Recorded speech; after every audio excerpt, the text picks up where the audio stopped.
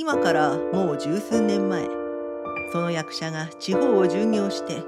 加賀の金沢市でしばらく逗留して、そこで芝居を打っていたことがあっ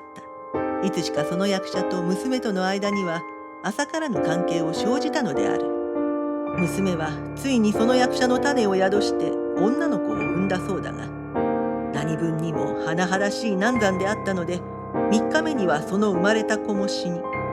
娘もその後産後の日立ちが悪かったので、これも非ならずして後から同じく死んでしまったとのことだ。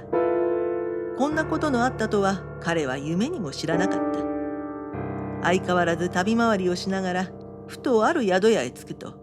女中が2枚の座布団を出したり、お膳を2人前据えたりなどするので、俺一人だよ、と注意をすると、